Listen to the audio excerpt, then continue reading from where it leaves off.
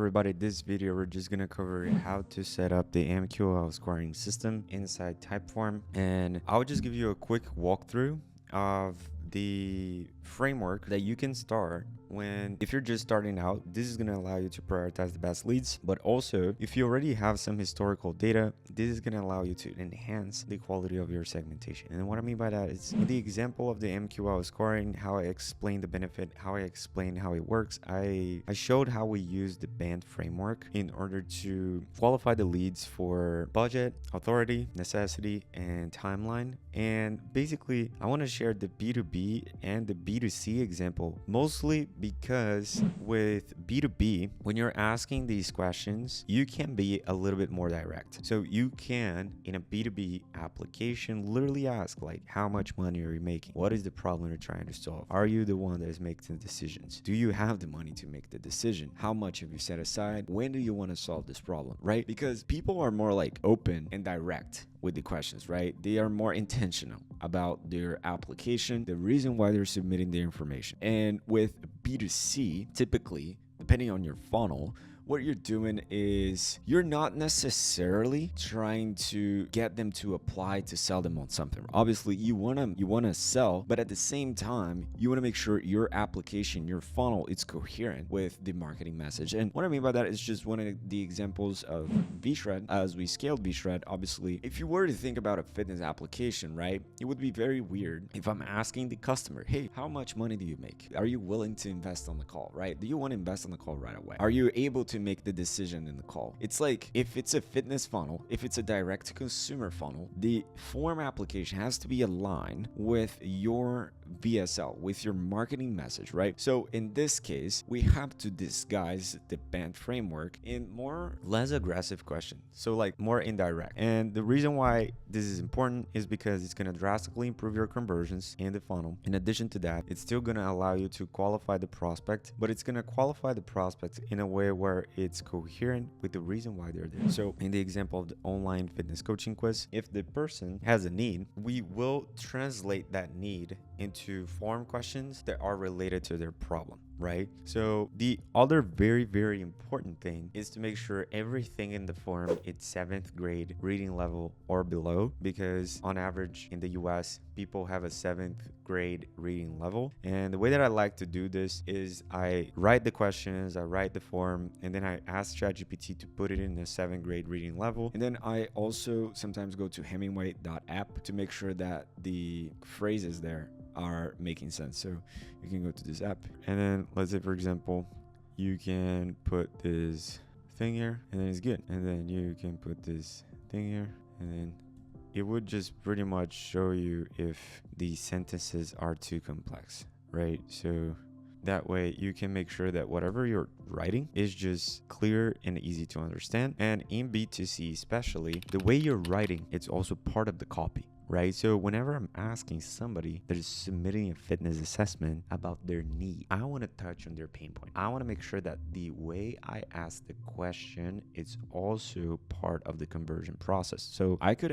pick the statement that feels most like you today, which is pretty soft. You're gonna get the information, but you may not really touch on the pain point, right? So if I want to ask in the more painful way for the customer so that he's submitting, it's like something along the lines of how much longer you're going to be willing to feel certain pain, or how much do you need to fix this big pain right now? Because that way, like, they're always going to be reading in a way where they're answering the questions related to their need, but we're also touching on their pain. So in this case here, we're going to be covering how to set this up in Typeform. And the way that you're going to do this is you're going to go to Typeform, and here in Typeform, you're going to get to Typeform. Then you're just going to create a form. I created this form here. In this example, I used the B2B questions. So essentially what we'll do is you're just going to put the questions here. And I'm not like worried too much about the copy or anything like that. I just want to show the redirects and how they work and some tricks that you can do to drastically enhance the conversion rate of your funnel. Pretty much free money. This is battle tested of like $55-60 million operations. So what you're going to do is you're going to get these questions and you're gonna put them in here, and you're gonna make them required, and you're gonna add each question one at a time. You're gonna put the contact information. Then the way that you're gonna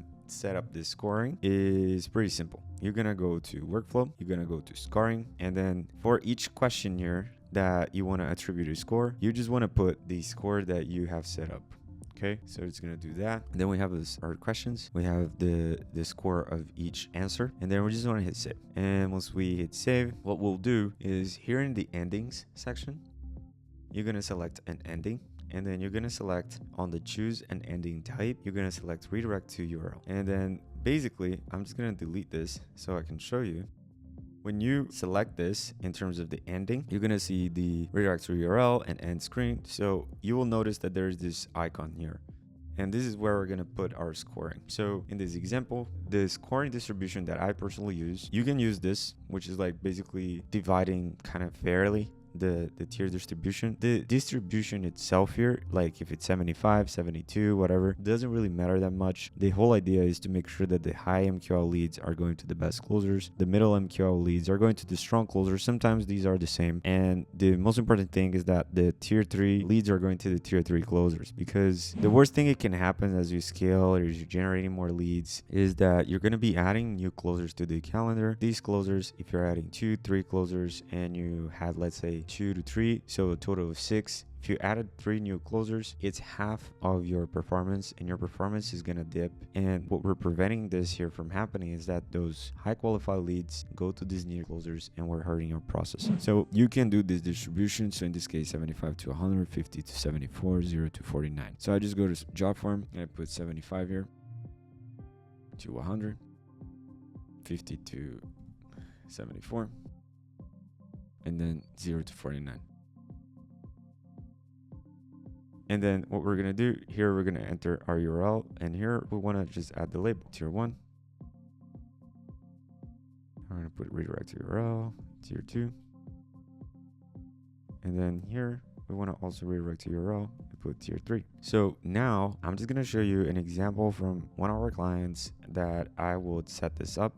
Basically, I have this pages here, and here's the trick that it's gonna help with your conversion as well. So here I'm just gonna put the URL here, where essentially inside your CRM, what we're doing is these tiered template pages, they're already gonna be available in your CRM, the CRM that comes for 1 year free as part of the program. But here I'm just gonna go to sample snapshot, which is what we'll be using. If you're already using Go High Level, it's all the same. If you're using any funnel builder, it's literally the same. But here, what we're doing here is for these redirects, we have different pages. So in this example here, I have this tier 1 page, tier 2 page, tier 3 page. On the tier 1 page, what I'm doing here is I'm just creating clones of these pages, and the only difference is the embed that I'm using. If you're using OneSub, if you're using Calendly, if you're using whatever, it's always going to be the same. The page is going to be the exact clone, but the embed within the page, it's going to be different. And because we have these 3 URLs that are exactly the same, that's what we're going to be using to redirect the customers to the appropriate calendars. So when we go here, let's say for example, if this is the tier 1 page, which I'm just going to show for the sake of the example, tier 1 page is going to look like this, tier 2 page is going to look like this, tier 3 page is going to look like this. But there is one trick here, which is essentially free money. Like if you're not doing this, you don't like money. And it is just pre-filling the URL parameters whenever we're forwarding the leads, the applications into the booking page. And when we pre-fill the URL parameters, what that does is that the customer doesn't have to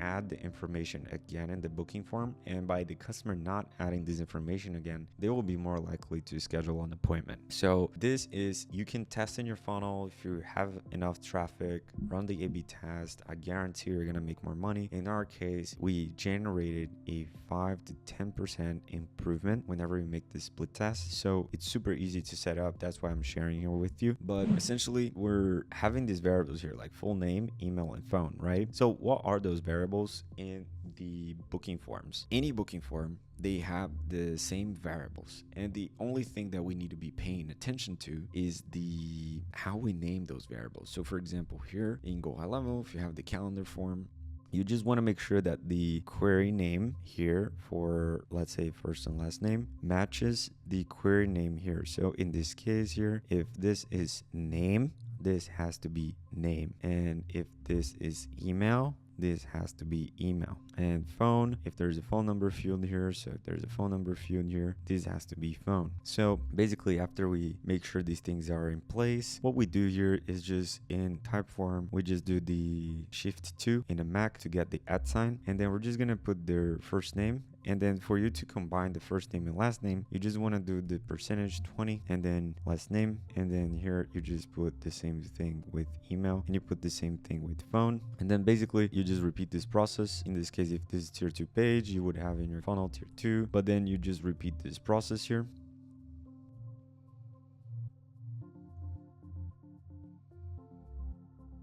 And once you publish, what's going to happen is the leads that are submitting this information here, they're going to be redirected to the appropriate calendar page. And not only as they get redirected, you're going to be scoring these leads, which in the end workflows, we're going to be showing how do you populate this information into your CRM. But as they are completing this information here, we're going to be forwarding these parameters into the URL to the contact information, and when they land on the calendar, this information is going to already be pre-filled for them, which is going to also maximize your conversions. All right, so that is pretty much it for this video, how to set up the MQL scoring system and the lead routing here inside Typeform. And that way you're killing two birds with one stone. You're qualifying your leads, which you're going to use to send this back to your marketing in order to understand from which ads these leads are coming from. And then we're also making sure that you're building a scalable sales operations where you're redirecting these low tier leads to your new closers and so on and so forth. They're just updating from there. Like tier 2 gets the average leads and tier 1 gets the best leads. Tier 1, tier 2 closers, sometimes they can be the same. It's not unique closers per tier. It's just basically like you can just make sure that new closers are here, and this you can mix and match. So that's pretty much it for this video. If you have any questions about how to implement this, if something is not clear, first of all,